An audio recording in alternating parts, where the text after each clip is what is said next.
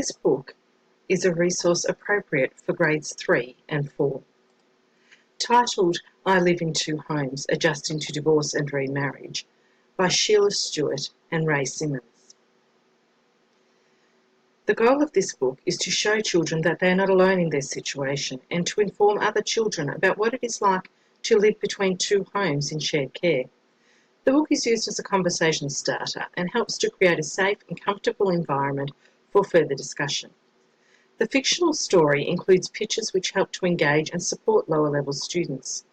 It explains that some children live with one parent sometimes and their other parent at other times, that it can feel confusing and sad when you have to leave one parent to be with the other, that they have a bedroom that is different at each house.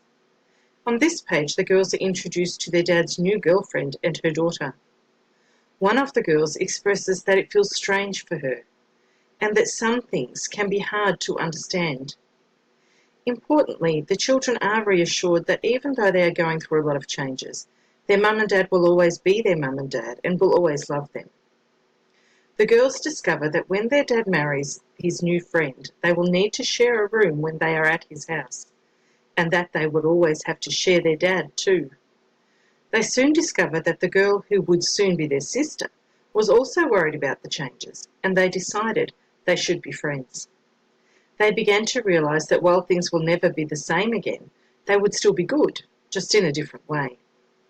The following informative pages can be used to inform the educator of appropriate languages and ideas during discussions and by children who want to know more.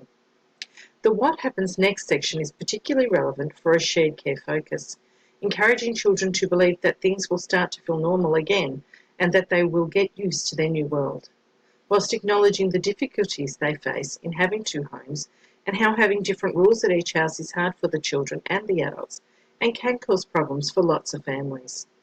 The book ends with a list of suggested open-ended questions, the first two of which are particularly relevant to extend the learning, sharing and understanding of shared care in family.